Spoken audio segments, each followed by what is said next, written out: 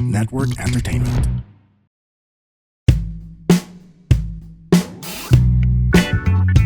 Hello everyone! Welcome to another episode of Kaya Pa Ba with Baus Rufo. At ang aking guest today has the honor of doing a mid-year review. More on that later and how that is going to happen. Please welcome back to the Kaya Pa Ba studio, Leland Lim. Hello po, mga Bausians. Ano ba ang tawag Hindi sa... ba? I-workshop pa rin natin. Wala pa rin ako maisip hanggang ngayon eh. Meron akong Barangay Baus Barangay sa Baus. Instagram. Pero dito, ang mga I don't know, kumakayod. What's up mga kumakayod? Oo, diba? Sana safe kayo lahat. Kasi Correct. currently, umulan. Correct. Kaya po kami nakaganito kasi this is happening on a Wednesday. Kasalukuyang malakas ang ulan at inclement weather. But that is not gonna stop us from doing a podcast for you guys. But, kamusta ka, bro? Wala naman, Brad. No, sorry. Medyo nag-cringe ako sa brand. Bilis mong bumigay.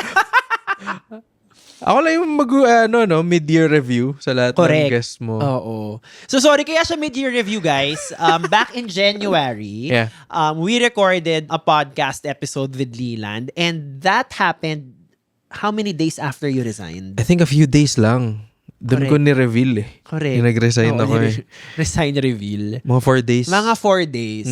Tapos, you can go back to the episode. Basically, nagpaka-freelancer na si Leland. He expressed his excitement at the same time, some anxieties coming into the freelance life. But since then, sumabog ka sa TikTok, kasalukuyan kang sumasabog. How is life now as somebody na I guess technically we can consider as sumakses? Feeling ko, in some aspects, sumakses siguro. Okay. As far as presence, feeling ko. Okay. Kasi friendly sa akin masyado yung algorithm ngayon. I don't know why. Maybe it's because of the quality of content. Maybe because of consistency. So are you saying na sobrang quality yung content? Hindi naman. Kasi I'm sure I've posted, in my mind, quality content Totoo. before. Pero nothing really reached to the amount that I'm getting now. So medyo surreal. Ito, July talaga.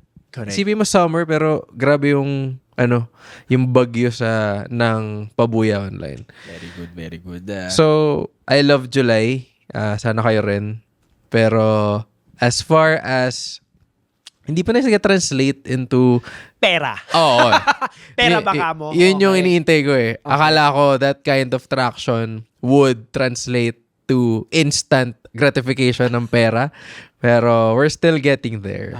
I mean, we'll get to the middle funnel of it all later. Doon muna tayo sa awareness part of the funnel. Tama. I think your following has almost doubled in the last 4-5 months, if I am not mistaken. In the last month. Ganun katindi. In the Yeah. last month. Yeah. 'Di ba? And umabot ka na sa point na when you would post a new stand-up video and then it would attract certain haters or maybe epals, trolls, detractors, umaabot na sa point na meron ka ng mga fans na Yeah. mga apologists who come to your defense. Yeah, yun yung masaya. Kasi before pag nag-post ako ng stand-up clips, okay, if hindi siya masyado nag-viral, syempre puro good reviews. Kasi people who follow me are only the ones seeing that video. Uh-huh. If makikita mo sa insights, di ba, kung ilang percentage yung non-followers yung nakakita Correct. compared to your followers. So pag umabot ka na siguro 1M views, imposibleng wala. Imposibleng walang hate comments. Correct. Kasi nag-post ako about grocery yung joke ko, boss. Tas Grocery. May naki-epal. Merong, hindi kami ganyan dito sa grocery store na to. Like, okay, sige, sorry, relax lang, tita. Didn't mean to offend you. Okay. So, doon ko napatunayan na everything you post, if it goes viral, you're gonna receive some heat. No matter what.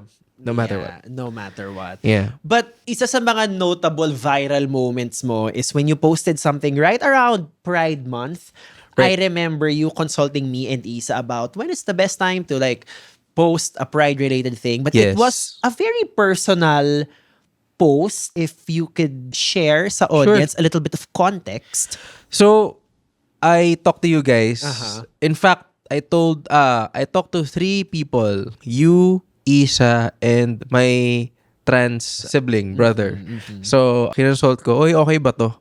Tinanong kayo, is the timing right for me to upload this kind of... Kasi the bit was pretty long. Yes. It was longer than what I posted. Mhm. So, una, ayokong... Is it time to let go of this joke? Kasi whenever I post something, I consider it Semi-retired. semi-retired. Okay. Kasi if it gets traction, I don't want them to see that joke when I do it live. Mhm. So, sabi ng kapatid ko, okay yan, kuya. Like, thank you for doing this. So, actually, nung narinig ko yun, if kapatid ko, okay, wala nang pakialam sa lahat. Tama. So, parang, I posted it, got good reviews, and not only from the LGBTQIA plus community, but also sa mga normal na nila lang. Correct. Alam mo yun? Pero ang pinaka nakakatuwa doon sa na fenomeno na nangyari doon is when that clip went viral. Of course, I was looking at the comment section. Talaga? And of course, marami kang mga na-attract na mga people from the queer community who were giving you like New York Times level reviews na parang the delivery is ganito, the writing is ganyan, and Grabe, it's no? almost like undercover art, the way he is able to tell a joke but also make you think. I'm like, nasan yung mga Becky na gano'n na nagre-review ng mga jokes namin? So parang tipong nakakaloka lang na nakakatuwa at the same time that, you know, there are queer people who have gone out of their way to Right. tell you how great of a joke that was that you posted. Doon ako na overwhelmed. Kasi I didn't expect them to be that elaborate. That is Sa- the perfect word, elaborate. Yeah, kasi very like ang deep na nung analysis nila, which I don't mind, but I did not expect that kind of Correct. comments. So to me, okay, good as long as they're not being offended. In fact, as long as they are empowered, I'm good. Correct. I have no problems with that. I-analyze nyo whatever. Yun din yung binigay ko na sa mga tao. Like, if gusto nyo i-analyze, go lang. But I'm not gonna join in analyzing that particular joke. Hindi ko na-explain alin yung nakakatawa, bakit siya nakakatawa. Kasi if I do that, I'm gonna explain the joke, which I hate.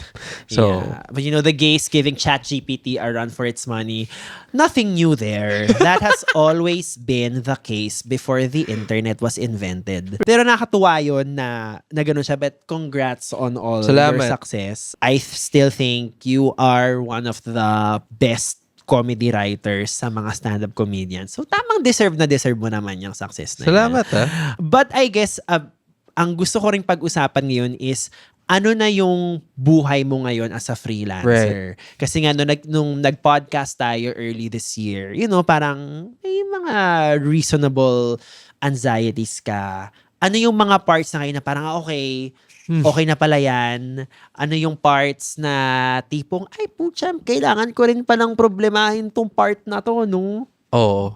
Well, to me, it's an everyday thing pa rin. Parang, di ba, last time nung nandito, we talked about the anxiety of venturing sa unknown land, di ba? Unknown lifestyle. So, nandun pa rin yun. Pero syempre, I think I can gauge it better now. Like, I know I can predict what's about to come. I've been discovering a lot about myself that I did not expect. Okay, katulad ng... Like, ang dami ko pala pwedeng content na gawin. Kasi, before, parang inisip ko, okay, post ako stand-up clips, post ako ng talking head na shit, like whatever thoughts that are going through my mind. And I hope that someone out there would kind of relate or at the same time, you know, compliment the things that I'm saying. Pero right now, dude, gumagawa ako skits out of nowhere. I know. Sabi ko, okay ba to? So parang nakausap ko nga si Charuth about it. Sabi niya, gawin mo lang. Like, hindi naman din niya daw inisip before eh. And nakakatulong na nakikita ko rin kayo na ginagawa niyo yung mga ganung bagay. So to me, okay, they're doing this. How can I do that in my own way? Like, what's something new that I can offer dun sa table? I don't know if it's new, the things I'm doing, but I think new perspective. Correct. Yeah. So, yeah. No, I think that's very important kasi I think when you decide to leave your 9 to 5 and like get into a freelancing job or just try to take on a new career, a big part of it is momentum. And I Right. think it's safe to say you've had great momentum the last 6 months. So, kaya rin gusto kong malaman kung ano na yung mga pinoproblema mo ngayon. But with that being said, ngayon na parang commoditized na yung creativity mo, Wait, wait. Yeah. Kamusta na yung relationship mo with your creativity now? It's a good question. Akala ko like masyado nasa deep level na ako before. Okay. Ng level ng creativity. Or is that supposed to be deep or high? Regardless. Akala ko basta may depth. May depth na yung creativity ko. Pero now, parang I've considered things na hindi ko gagawin before. Like for example, stand-up wise, sa pagsusulat, hindi naman ako dati mahaba magsulat sa isang joke. Di ba? Whenever you watch a stand-up show, one joke. Right now, as the greats, as I've seen sa performances ng mga, veteranos, sila Red, sila Victor, sila GB, nakita ko paano nila abusuhin yung isang topic. Yeah. So, I've started doing that and it worked. Yeah. Like, immediately to my advantage. So, things like that. Yeah. Level of creativity, knowing that there's so much more that you can give to people. If you just, try to, dig deeper sa skill-wise, like thought-wise, lahat. So that's what I've been doing for the past 6 months. Yeah. Like, what else can I do? Hindi pwedeng ito lang yung format ko. Yeah. So, banat lang ng banat. Yeah. Ako nga, like, I'm sure, and I think na-notice mo to, magbibigay ako ng very snarky comments sa broadcast channel na papahabain ko into a sketch. Tapos dadalhin ko sa stand-up stage. Tapos manganganak. Like, at the end of the day, parang kailangan mong i-stretch yung mileage ng idea mo because generating an idea to begin with is very hard. Very hard. Yeah. Diba? Sometimes it's good. Sometimes tatawid lang siya sa utak mo. Tapos parang, okay ba yun? Sige nga, try natin. And then, isang buong idea na siya. Yeah. Without even forcing it. Natutuwa ko yung ginagawa mo sa Barangay Boss, sa broadcast. Ikaw kinausap ko nun, di ba? Parang yung thoughts mo, in-open mic mo. Yes. Sa smaller audience. Yes. Before you put it out there. Correct. Recently, so I made a comment about the weather na mag-absent ako today kasi masama ang panahon at ang ugali mo. So it was just one line. Ang daming nakuhang na laugh. Sabi ko, okay, that's a good metric. Then I turned it into a sketch na iniba ko yung punchline. Medyo pumutok siya sa TikTok. So yung tapang, ang ganda rin magkaroon ng ganung relationship with your creativity when you realize na parang, oh wait, what I thought before was just one phrase na baka ang lifespan niya is just a stand-up joke. Then you realize, no, ang dami pang pwedeng gawin dito. Nakakatuwa siya sa ego. Yeah. Kasi parang that's how powerful the idea is that it can be stretched to like many other formats. Yeah. Kumbaga, the more you stretch it, the more it... Ang weird, no? Kasi stretch mo, nagiging loose eh. Yeah. Pero this time, when you stretch it, mas nagiging tight. Correct. Ganda rin, ha? Diba? Clip natin yun. Diba? Pasabog yun. Pero I guess kaya ko rin gustong malaman yung relationship mo with creativity is ako kasi nung nagtatrabaho pa ako sa advertising before and I was only doing improv. Alam mo yung tuwing nagpa-perform ako ng improv, sobrang grabe yung buhos nung love and passion ko kasi I only got to do it as a hobby. So therefore, parang yung buga ko ng energy and yung kilig niya grabe. But now kasi na nagpo-full-time ako, ngayon na full-time na-realize ko na parang, my God, I have to kill every time because wala na ako ibang babalikan. And sometimes, even if you intend to kill every time, that's not always the case. There are corporate gigs that in your head, medyo flop, pero sa ibang tao parang okay na. How do you navigate that self-talk now na parang you are going on stage for a living? Kasi kinabahan ako sinabi mo eh, na this has to work kasi wala na akong babalikan. Correct! Diba? Yun nga siya, parang kailangan ko mag-kill or else baka hindi sila umulit sa akin. Yeah, ako yun yung mission. Like all the time, right now. Because you also want to have that kind of relationship with your audience. No matter where, improv, stand-up, correct, you want them to keep coming back to see you perform again. And hopefully bring some friends with correct them. So parang to me, I consider every performance, lalo na mga shows ng stand-up, to be like, they should be the best. It should be better than the last time. Correct. How can I do something differently this time that would make them consider, uy, every show, iba yung ginagawa nyo. Diba? I know it's hard for us kasi we need to write our material, which takes time. A lot of time. To me, if we're doing this full-time, isn't that the job? To write some more, perform some more, do new material. So that's what I'm doing. Correct. But to you, like you're in improv, Okay, tanong ko na rin. Saan, Siya na yung nag-interview sa akin. Oo. Pero go, oh. if hahatiin mo in 100%, yung ginagawa mo, stand-up, improv, hosting, asan yung improv now? Kasi I've been seeing you doing a lot of improv. I think it comes in seasons. I think definitely now nasa improv season ako. Okay. Kasi I think maybe second half of last year to maybe early this year, as in like, okay, all in stand-up. And feeling ko, it's more of my personal relationship with writing for stand-up. Okay. Parang feeling ko, wala pa akong masulat now.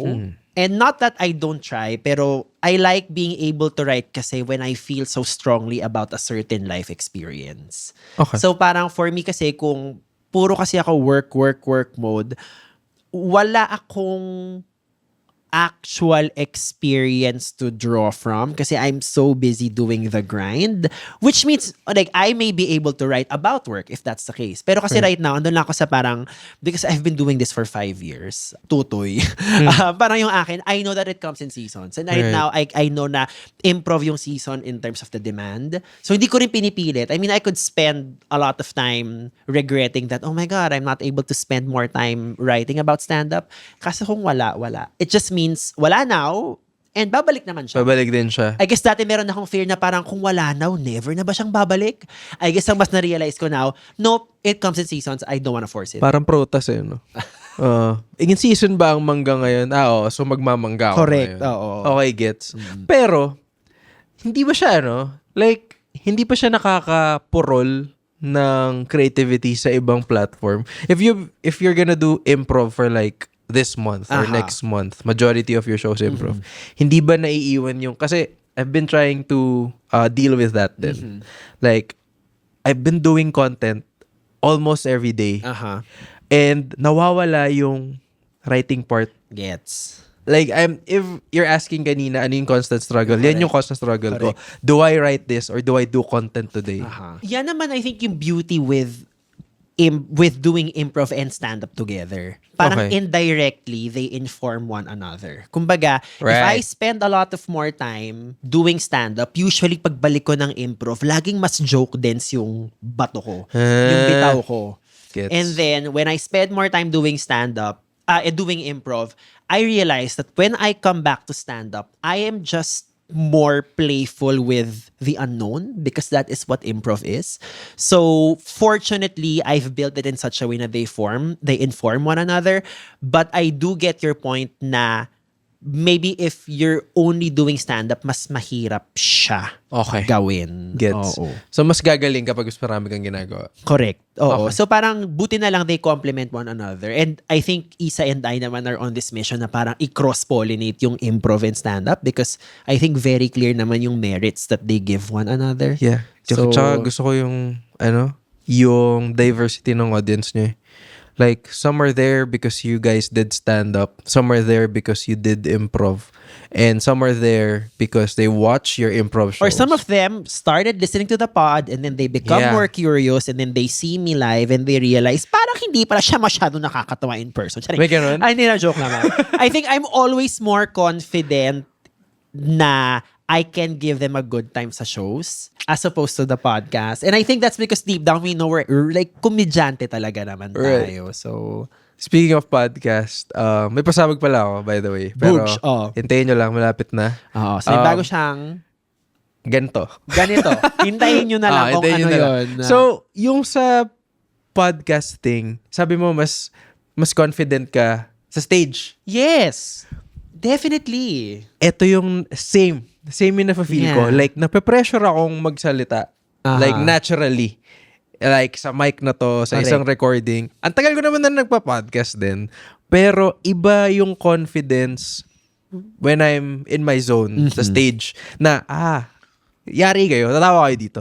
Pero dito, I don't know kasi walang feedback, walang immediate feedback. Yeah, correct. Like, ako lang ba yung natutuwa sa sinasabi ko? Yung kapartner ko lang ba yung natutuwa sa sinasabi ko? Or natutuwa rin kayo? Yun yung parang mas may anxiety sa akin. Gets. I don't know what it is. Ang maganda naman kasi I think sa podcast, what it teaches you is that in a way, the more specific you are with your opinions, there is this weirdness na meron siyang universal effect. Na Yeah. parang, Agree. magulat ka na lang, there are people who can actually relate to it. So I just try to trust the process. Yep. And I'm gonna be lying if I didn't say this. Definitely the podcast helps in booking hosting gigs because they know that you can hold the mic any way possible, diba? Live, recorded, and all that.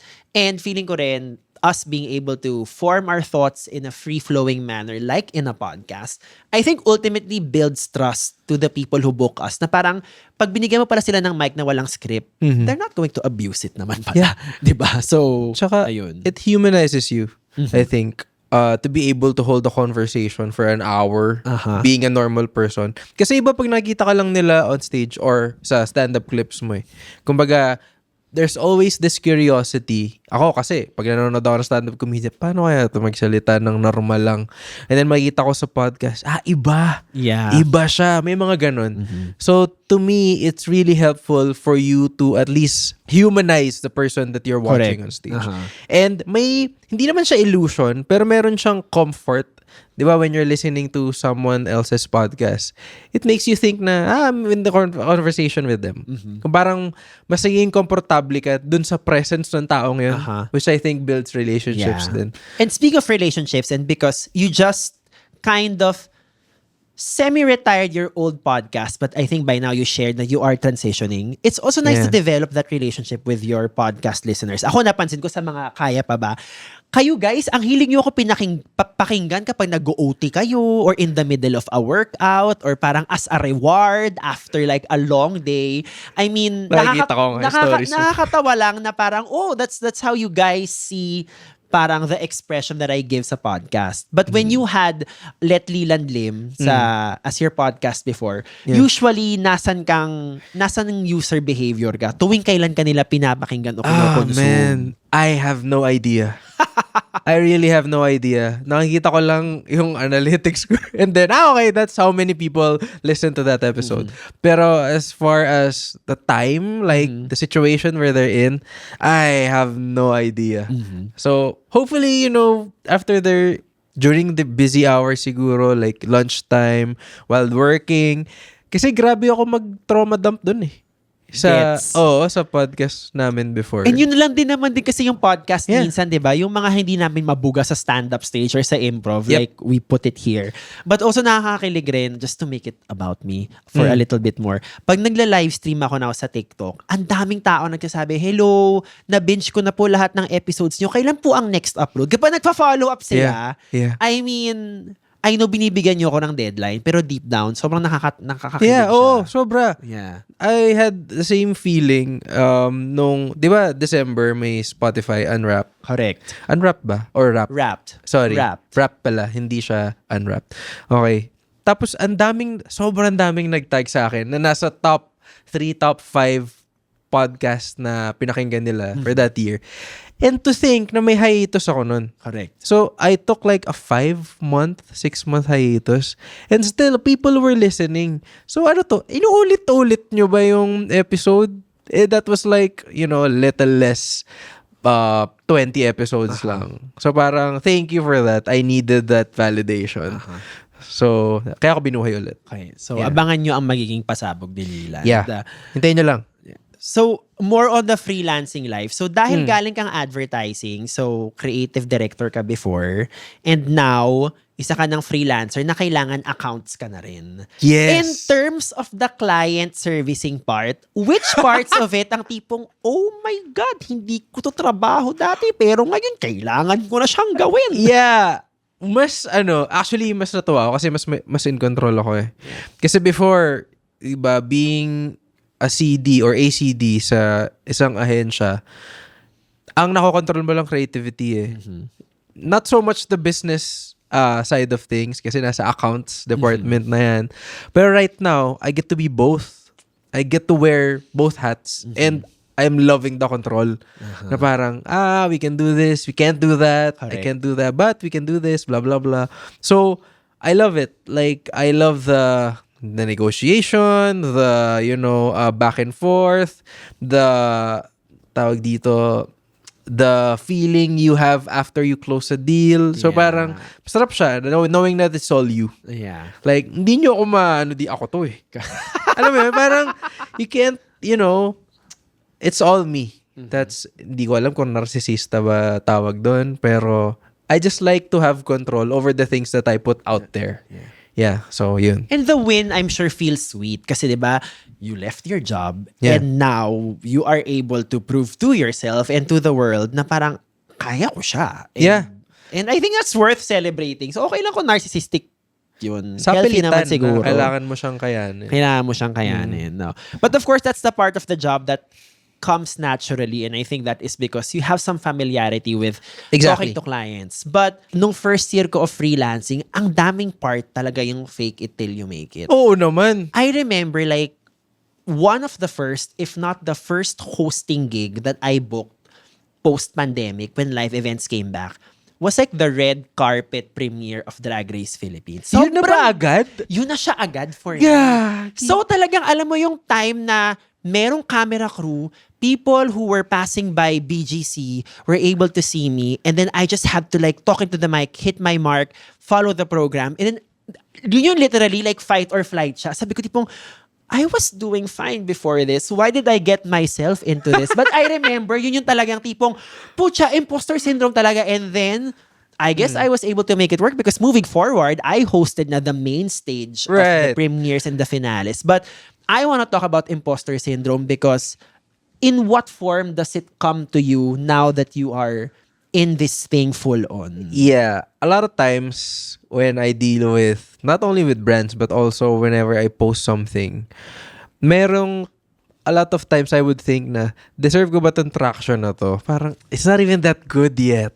Yung the things, kasi the things that I post are not the best ones because you reserve that for live. So come to his show to hear the best ones. If natutuwa na kayo dun sa mga pinopost ko, times 2, times 3, times 5, better yung mga ginagawa namin online. Narcissistic and egotistic. Joke. And same sa negotiations na I know that this is what I think my value is in the market right now. But after I close the deal, parang, I really deserve that amount. Alam mo yun? Ay nako, walang ganyang negative self-talk dapat. No. Kumbaga, it's good because it gives you a reality check na para, okay, think about it. Do you deserve it? If yes, edi good for you. If not, maybe, try to reassess. Hey, his name is Chico Garcia. And his name is Gino Killiamore. And together, we are Only Fun. That's right, for only $12 a month. But if you're willing to pay, why not? No, we're from a podcast that talks about movies, TV shows. Basically, we do reviews of K-dramas, whatever is on streaming, whatever is on cinemas. We also get to occasionally interview celebrities, actors, directors, and of course infused with our own witty brand of humor and slice of life. Wow. I guess we don't infuse a lot. Check it out. As far as imposter syndrome goes, lagi siyang nandun sa part na, is this enough? Kumaga, is my performance enough for me to get this kind of traction? When I hit my first time ko 6.2, 6.1 M sa TikTok. Hanggang 2.1 pa nga lang yung peak ko. Tingnan mo 6M yung sayo.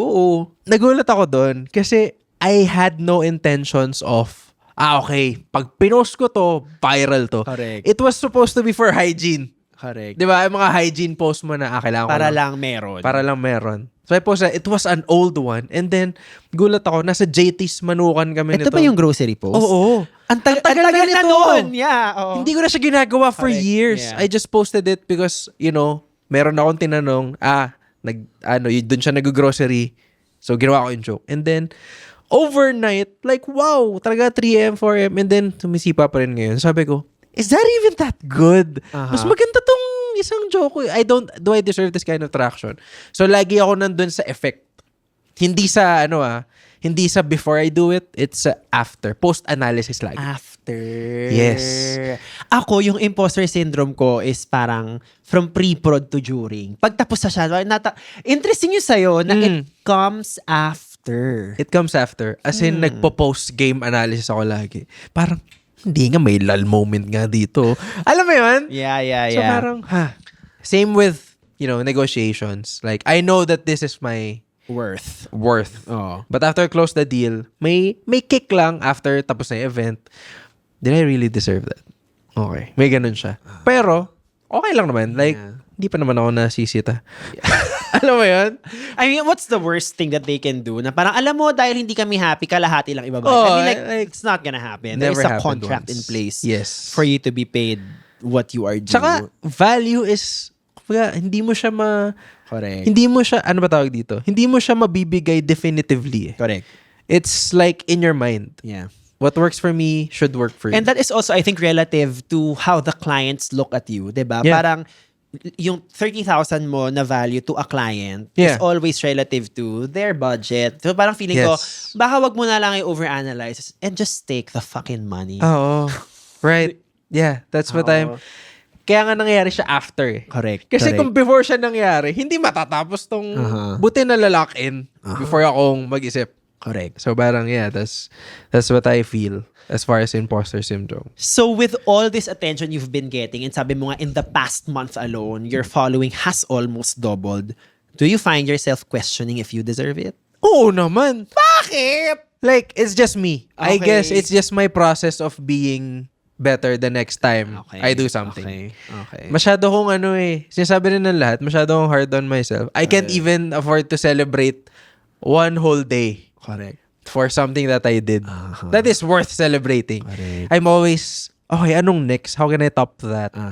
Which I think is both a gift and a curse. Ako naman, ang anxiety ko comes from, kunyari if I like, hit a peak, it's always like, shit, is it gonna go downhill from here? Yun naman yung akin. Yun naman yung trauma ko. Yun naman yung programming ko. Kasi ang trauma ko sa buhay is having the rug pulled from under me. It comes from this trauma na my dad was my best friend up until there were questions about my sexuality. So Right. yun yung trauma ko. So it manifests in those parang everyday life ganap. So yun naman yung akin. Right. Parang feeling ko kunyari pag meron akong win, well, I guess this is it. Hanggang, like, wala na to. Yun yung It's interesting. akin. Diba? I think, So, ano yung trauma nung sa'yo if you question it after? I don't know. Maybe it's just what I thought before na, I'll never do this. Alam mo yun? When you didn't dream of something that you're already doing right now. Gets. Parang, this was never the dream. It just happened. Correct. Now you question yourself. Is it really, like, do you deserve everything? Or you're just scamming people? Napapatawa mo ba talaga sila? O sinascam mo lang sila? Correct. So parang, it's hard to disprove that fact though. Kasi evidently, tumatawa yung mga tao. And that's all the proof that you need. Correct. Natutuwa nga ako pag nagpo-post ako ng stand-up clips. Tapos may isang hater na, anong nakakatawa? And then, a lot of people, ngayon niraratrat yung isang comment na yun. Na parang, hindi mo lang siya ka-level, hindi mo lang trip yung ginagawa niya, pero don't destroy Correct. what makes us, laugh.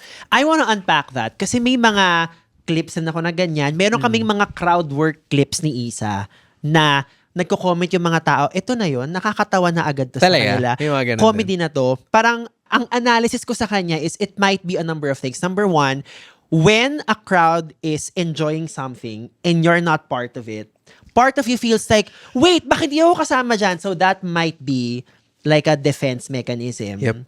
Feeling ko isa yun that is something that we should probably account for. Kasi parang, wait, hindi ko get, so I will just be on the epal side. And yung pangalawa naman is, I think there are people who, I don't know if people are gonna hate me for this, but there might be people na they just know they are not as charismatic. But because Isa and I can sell Bobo really well, because I think relatively we're pretty charismatic, people would just rather invalidate that and just say, that's not worth shit. Yeah. Parang feeling ko it's the combination of the two. I think 50-50. Kasi pareho ako nag-agree eh. Lalo na dun sa una. This is the first time na na-expose ako sa ganung perspective. Yung sinabi mo na, uy, wala ako dyan Ba't di ako kasama dyan? Sige, babash ko na lang. Ba't di ko nagigets? Ba't sila gets nila? Correct.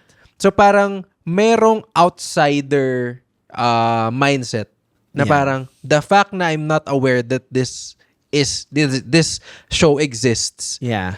I'm gonna bash them. Correct. Because they're outside, I'm an alien. Yeah. Which is quite unfortunate and sad because I think as comedians, we always want to include everyone in the party. Exactly. And then they choose, ay, alam mo yun, na parang, yun. Kaya Yun. mga pinopost kasi gusto mo i-expose sa ibang tao na hindi nakanood ng show. Yeah. And then, in return, parang mamasamain. Yeah. So yeah, I think that's the sad part. But also, alam mo, okay, I don't know if this one's gonna bite me in the ass. Pero, na-learn ko nang i-forgive yung mga taong ganyan. Gusto ko yung forgive the people like you are higher than them and you're giving them your forgiveness. Di naman higher. Pero, this past few months, parang iniisip ko, okay, once you get that kind of traction online, imposibleng gusto na to nung ibang taong nakakakita eh. Kumbaga, the algorithm is doing its job to expose your content to people who might Correct. like it. Correct. But at the same time, it's not perfect that a lot of people who are not expecting that kind of content on their feed, they're not gonna like it as much. So to me, if it offended you, fine, be offended. I'm not gonna reply to your comments. So parang to me, okay, just let it happen. Just let it be. Hindi naman, I'll just post another video. Correct. Yeah. So it's hard. Yeah, ako mas lalo kasi akong, so medyo like dumadami yung mga nagko-comment ng ganun. And parang, I'm genuinely intrigued as to like how these people are wired. Because, Yeah. I think as comedians, I don't know, we wanna spread joy. And I feel like it is much easier to laugh at something than trying to not laugh at something. Kasi parang ang dami mong kailangan isipin na Yeah. parang, I don't like it because of these 10 reasons. So tipong, you totally missed the whole point of why we did it. Mas may deeper hate eh. If you have the time to comment a paragraph on someone else's video, it means you are deeply affected by how the person is received by other people. Yeah. Kasi vinavalidate ng ibang tao na, oy, nakakatawa siya, may tumatawa sa video, nakakatawa siya. You, not relating to that person, maiinis ka talaga eh. Yeah. Kasi hindi ko na nga gets yung joke. Hindi ko pa gets ba't sila tumatawa. I'm gonna ask something, blah, blah, blah. Bakit siya nakakatawa, blah, blah, blah, blah. So to me, it comes from not being able to grasp Correct. that kind of sense of humor.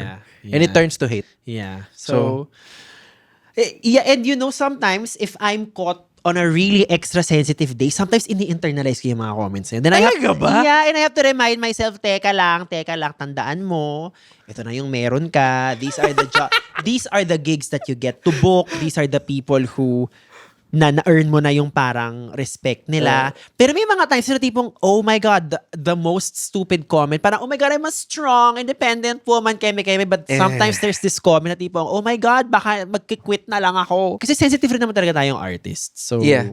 Alam mo yung pinanakakainis ng mga comments is yung sasabihin nila na, I know what stand-up is. ooh! Yeah, I know what's funny and what's not funny. And they always reference an international comedian in the Yes. comment. Parang, wow, okay. Like may nagsasabi nga, ginagaya mo lang si Matt Rife eh. Talaga? Anong material ko yung kapareho ni Matt Rife? As in, I've seen him. He's funny. Pero wala. Yeah. Like, ang hindi nga siya one of my influences eh. So to me, Yeah, kasi parang medyo nauna kang mag-comedy kasi sa pagsabog niya. Diba? Talaga I ba? think so. yeah, I think so. Kasi Yeah. nag-start na ako mag-comedy. Hindi pa ako aware sa comedy ni Matt Rife. Correct. So, it's not possible na sa kanya ko nakuha lahat ng mga ginagawa ko. Pero, the fact na kailangan mo i-reference yung mas sikat na tao sa States para sabihin na ginagaya mo lang dito, to me, it's, why are you doing that? Like, una, hindi ba part ng job natin as entertainers and artists here to level up Yeah. to that kind of talent, that kind of skill? And instead of you supporting that person na, uy, kaya din pala natin yan. Hindi. Ginagaya nyo lang sila. Dito lang tayo lahat sa baba. Yeah. Oo, hindi tayo dapat talentado. Dapat, supporta lang tayo kay Jokoy lagi. Ano mo yun? So parang to me, we can do it on our own. Correct. Yan ang favorite love language ng mga Pilipino, ay maghilahan pababa. Charing! Oh, totoo. No, not naman mga Pilipino. Mga people who tipong who really take the time to make you feel bad. Yeah. Or to not appreciate you. So, yeah, I mean, yes, yeah. But anyway, speak of people who appreciate you, may baka lang mapunta kami sa hate train masyado eh.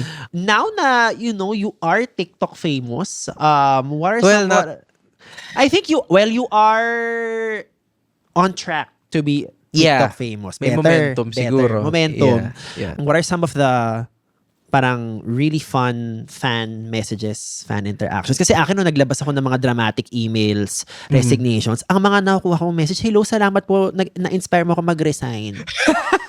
Talaga ba? Well, talaga ba? yeah. So, Ako din naman, sa inyo ako na-inspire. isa ka pa. Oh. Pero, fan messages, dude, the best fans, comedy goers, meaning, yung mga nagpupunta sa show. Like, I have this fan, gumagawa siya lagi ng artwork every time pumunta siya sa show ko. So, it started out as ano lang siya, freehand pencil lang. Tapos yung last show ko, umabot sa may painting na. Wow. So, parang, sabi ko parang, okay, Artist. next time, naka-frame na to So, it's really, not only validating, but Yeah. it feels good to have that kind of, for you to be able to move a person, to express that kind of gratitude towards you, to me, is priceless. So, parang, I want to have that kind of relationship sa lahat ng nagpupunta ng show. Kasi, really, comedy show goers are the best fans. Yeah. Lalo na if hindi sila one-time, big-time. Correct. Like- Kasi these are people who paid good money to be Yes. entertained. So they are rooting for you to do well that night. Yes. Diba? Bumiyahe from Cavite. Correct. Bumiyahe from puro doon lang no. Cavite, Tagaytay, yun lang nanggagaling lahat Pero to me, the fact that you are blocking your schedule for my show, that's priceless. Yeah. That's why I make sure that I talk to everyone who wants to talk to me. Correct. So, yun. To me, yeah. Kami ni Isa after a show, parang yung photo, Wild talagang yung we inyo ask them, their names, chinichika namin, binabakla namin. Kasi, I think it's also like an energetic exchange to kind of tell the universe, like, we are not taking any of this for granted. Yeah.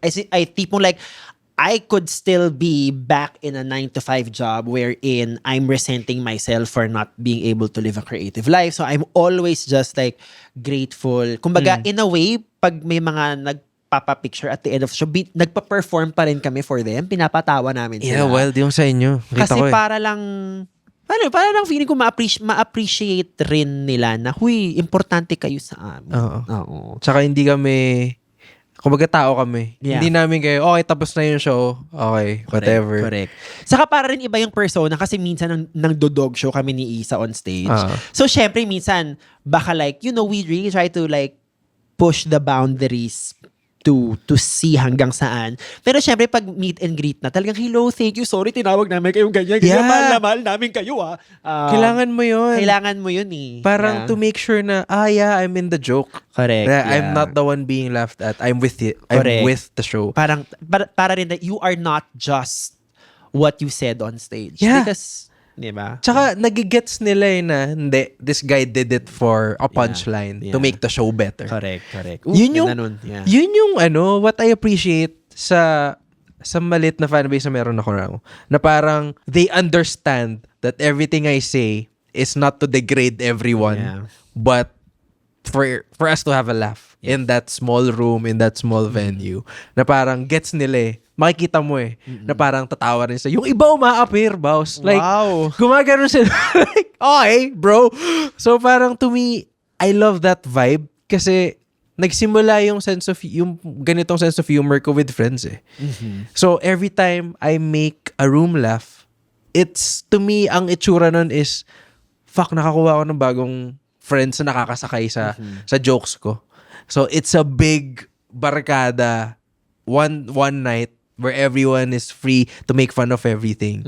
And ang saya pag nakakuha ko ng ganong connection. It brings me back to high school, to be honest. Good thing you mentioned the friends part. Meron ako pinapakinggan na podcast ni RuPaul dati. So meron siya mga celebrity guests. Lagi niyang tanong is, when you became famous or when you got this attention living a public life, kamusta yung nagbago ba yung mga relationships mo around you? Because not everyone will be rooting for you. And I can sort of kind of speak on that. There are people who are genuinely happy for me, pero easily, nakita ko yung mga taong, parang nung mga reunion, simula nung medyo naging public figure ako, parang hindi na ako masyadong kinakausap nito. May mga ganun eh. Diba? Yung Dami. tipong, I thought you were happy for me unconditionally, and then Yeah. that changed fast. You know what I think? Oh. I think when they feel like you're doing something good and they're not, Oof! they He went there. Okay, kind yeah. of grow this kind of insecurity Yeah. na wala naman before, pero for some reason nagkaroon, and that's why they distance themselves from you. I felt that siguro a few months before this July na parang okay, I thought we were like buddies and friends. Pero when I started getting distraction, medyo nawawala na yung invites. And hindi pa naman tayo like kapamilya levels, Yeah, 'di ba? dude, Na parang like, huy, this ano is- ba? 'Di ba? This is like, hindi mo alam bukas babawas, wala nang Correct. heat online. Correct. So to me, okay, hindi siya worth celebrating.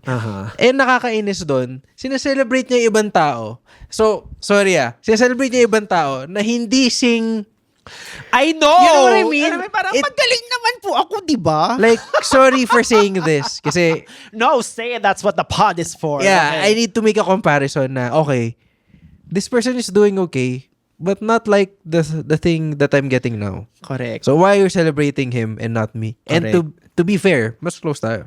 So parang yung mga ganong friends sa parang okay, maybe it's not, maybe, or is it the fact na iniisip nila na hindi ko na to pwede kausapin si boss kasi ang taas na nito. Medyo, well, no. Para I think it's more of ano na lang ang silbi mo sa kanila now. Kasi okay. I have this friend na siguro 2019, 2020, ang role niya sa friend group is alpha siya. Siya yung taga-provide. Right. So, medyo may pagka-daddy energy siya sa mga tao. Na parang there's always that person naman in the group. And I think when I just became more emboldened, empowered, more just like, grabe yung mobility ko in life, na tipong maybe because hindi ko na kailangan yung social capital niya, or hindi ko na kailangan yung mga outwardly kaya niyang i-provide agad. Okay. Parang wala lang. Oo, ayun. So wait lang, siya yung Tapos nalaman ko lang, may mga certain platforms, in-unfollow niya na ako. So tipong like, we didn't even have any, closure. wala naman kaming tawag dito, parang confrontation or anything. Yeah. Pero parang, the story I'm telling myself is that maybe it's because of that. So, Yeah. yeah. It's interesting, like, friendships when you become an adult. Only because feeling ko, I would like to think the best days of our lives are still ahead of us. And Yeah. if people think na us moving closer to a happier truth, something they won't be able to access in the future, problema na nila yun, di ba? You know, the funny thing is, the people na nasabi ko kanina, whenever I see them, it's as if, hey, what's up? Yeah. Yeah. Sa utak ko, what's up? Correct. Hindi mo na ako nakakausap. Correct. Di ba? Parang, Correct. nagkakaroon ka ng parang, nawala yung trust. Yeah. Nawawala yung trust. Yeah. I guess that's Correct. what I'm trying And to I say. think it's not to just have a bigger view of what this is. I think it's not becoming a public figure or famous in general. I think it's other people's relationship with your success, with other people succeeding. Yeah. Feeling ko mas yun siya na tipong Right. I will only root for you, but kailangan medyo mas angat pa rin ako Oo, sa'yo. Parang feeling ko may ganun siya. Ganda nun. Supportahan kita. Pero once na lumebel ka dito, kanya-kanya na tayo. Correct. Oo, supportahan kita kasi nandiyan ka pa sa baba. Kailangan mo ng tulong. Yeah. Pero pag umangat ka, bala ka dyan. Yeah. Diba? Why? Di ba? I Ayun don't na, get may it. dami nating bagong material. get Diyos me, ang dami nating pwedeng isulat sa mga friendships na yan. Di ba? Napaisip ka, no? Like, it's just weird. Kasi, you didn't do anything wrong to Yeah. them. So parang, okay. Baka ganun lang. Baka gano'n lang talaga. Yeah. But also, I think one of the great things about doing this creative thing that we're riding out is that you're able to meet new people and make new friends. Yeah. I say that kasi I think ang na-program sa akin is in your 20s, you meet people, then maybe come your mid-20s, you lock in your friend groups na. Yeah. But because of the nature of our work, na we collaborate a lot, I love the new people I get to meet who eventually become my friends. And ako, parang feeling ko, it took us maybe working with each other a year and a half before Yeah. we decided na parang, actually, you know what? I think I can be friends with this guy. Yeah. Yeah. Kumbaga, it's just fun to be surrounded by people who are also creatives. Yeah. Kasi you know where they're coming from eh. Alam mo ano yung nag-fuel ng passion nila. And you get to somehow not only relate to them, but see their journey as you see yours. Yes. So parang nakakatuwa na nag-meet kayo sa isang intersection na alam mo yung pinagdaanan niya kahit papano compared to friends you've been in high school. Iba yun eh. Correct. Iba yun eh. Iba pagka naging friends kayo by default. Iba rin pag naging friends kayo because of the similarities of what you do. Yeah. And like this whole thing of tipong like, Leland is straight, guys. And Oh yeah, by the way, I am straight. I am very fond of his company. He has helped me refine a number of jokes. He consults me pag kailangan presyuhan ng mga bagay. Like sobrang, hindi ko lang in-expect na tipong, okay, we get along really well. And I think that's another thing na parang feeling ko, magandang matutunan as you grow old is that you are yet to meet the most awesome friends that you might have, di ba? I super agree. Like, akala mo okay na yung friends mo now. Yeah. But if you know, as you expose yourself to more people, parang you're gonna meet people na, ba't kailangan kita na-meet? Correct. Nasan ka dati? Oh, Nagtatrabaho. where are you? Oo. Yeah.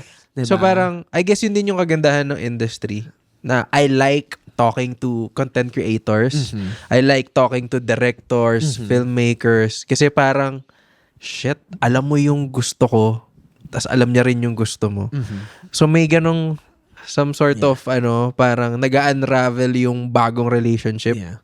Na, hey, I like to hang out with this guy because we like the same stuff. Yeah. Na before, okay, you have your friends, pero some are engineers, Yeah. some are doctors. Okay, you can relate because of, you've been in the same school. Yeah. Pero iba yung, parang nakakuha ka ng same, ano ba tawag Yeah. dito? Ako, meron akong ganyang term na ginamit ko kay John Santos, as in the iconic comedian. Go check out our episode. Ang tawag ko sa kanya, creative friendship. Creative friendship. Kasi ang kwento lang namin is that because I was hosting a number of Drag Race events and dahil judge siya, like kami nakikita, like kami nag-hi sa isa't isa, tapos nagko-comment siya every time like I would have a comedy milestone. And then one time, may isang time, nagkasalisi kami sa Starbucks, nag-message siya, I think I just saw you. Sabi ko, sorry, I'm about to leave. Then one time, nakita kami sa isang coffee shop na finally, like, I have him there. Sabi ko, Sir John, uunahan na kita. I feel like the universe is wanting us to meet. But I don't wanna force anything. But is it okay if we start a creative friendship? Ganun lang, para like low commitment lang. Okay. Sabi niya, oh my God, game, I would love to. And then we've had coffee. I've had him on the podcast. And then, I guess in a way, parang fair din siya because I don't need you to be like a friend na you're there for Low me during maintenance times of lang. trouble. Like, let's just do like a creative friendship and just be inspired by each other's companies. That's what I like the most. Diba? Like, sa lahat ng na-meet ko, kung anumang industry to, kasi halo-halo na eh, na parang, what I like the most is the constant validation that they're rooting for you.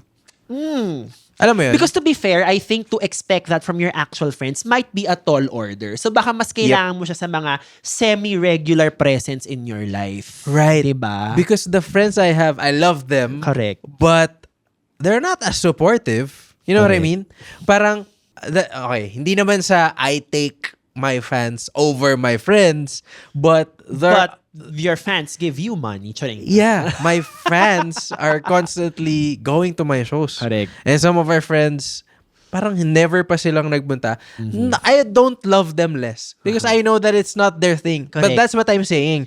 The creative friendship that you just mentioned, those people who you would have this, creative friendships with, they are more likely to support you sa craft mo because they understand. Correct. They understand what they're doing. Correct. I think ultimately it's just parang tribalism mindset. Parang Yes, you can it is. maintain Yep. multiple tribes. And feeling ko now, I go back to the friend na minention ko kanina na feeling ko baka like dinismiss niya na ako. Pero baka lang kasi unfair rin for me to expect na maiintindihan niya yung grind ko as a creative Yes. professional in my 30s. So baka naman in my head lang I told this story na ako na naman yung villain when in fact okay naman kami. Grabe But- to ah. Ano After to? malala ang trauma ko, sabi ko talaga sa'yo, malala. Bigla ako sinapak, ah. Okay. Oo, pero I guess ang summary niyan is talagang friendships are hard. Yeah, it is. Hard to maintain, Hard to maintain. but you love them. you know? Correct. So, Yeah. yeah. Pero mga creative friendships. But anyway, ang lalim ng napuntahan natin. Nakakatuwa No, this is naman. good, this is good. Oo. So you have a new pod-ish coming up. I don't want to preempt anything. Yeah. But also we have a show together sa August 15. 15. Yes. Sa Brick Brick Wall. Wall. Yeah, so I'm hosting. We have 3 headliners. We have you, And Chan and Mark Yamado.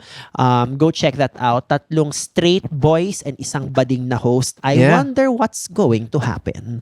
Yeah. Diba? First time mag-host ni Baus ng comedy show in a while, by the way. Correct. Oo, sabi ko kasi mababa na naman bayad dyan. Charing! Joke lang. But yeah, do check that out. But Yep. thank you for saying yes to this. Oo naman, like, why should I have said no? Wala lang. Ay, mali ko, baka like you're too big Wala mo for nang me gagawin. already. Joke lang. See, yan yung naisip feeling ko ng iba. Na kaya hindi ka na kinakausap. Wow, Alam grabe mo, naman. Si Baus sobrang taas na hindi naman. that's not true. Yeah, but it's not true. I've seen it, na he never changes. Correct. Malakas lang talaga ang boses ko. Pero like, do not be scared. But thank you, my Thank bro, my friend. Again, para sa mga taong hindi ka pa na-follow, help Leland cross Oo nga. 100,000 followers on TikTok. Where can they Please. follow you? You can follow me on TikTok at Leland Lim. Instagram at Chief Lim. Pero if you search Leland Lim, nandun na yun. Facebook, Leland Lim as well. So, please share my content. Share nyo sa friends nyo. Watch our shows. Actually, yung dalawang yun, if you do those 2 things, parang you're instantly the best fan in the world. Share the content, go to the shows. That's it. Yun. And also, stay tuned for my new whatever. Kung ano man yung ilalabas ko. Ayaw sabihin. Pero, please follow the Let Leland Lim podcast on Spotify. Kasi, may pasabog ako. If you follow that. Yun lang. Nakakatawa lang. A straight bro using the term pasabog. I mean, it's a gay term we Sorry na always how. use, but now Is it a gay term? Well, I've always associated that word with mass sisters, pero like the fact na sinabi may pasabog ka, I mean, Alam ko na straight. allyship. Alam ko na yung straight version. May Ano? niluluto kami. Yun yung straight version. Straight. Tama. Okay, Which I think okay. I would never imagine a queer person saying may niluluto. It's like may pasabog kami, hintayin nyo. Okay, Diba? gets, Correct. gets. Hintayin yung niluluto ko. Yan. But yes, maraming salamat again for joining us here sa pod. Don't forget to rate and Yep. review us on Spotify and Apple Podcast. Follow us on Insta. That's Kaya Pa Ba Pod. I am also Baus Rufo on Instagram. And hey, it's Baus on TikTok. We will see you sa next episode. That's it. Bye. Bye.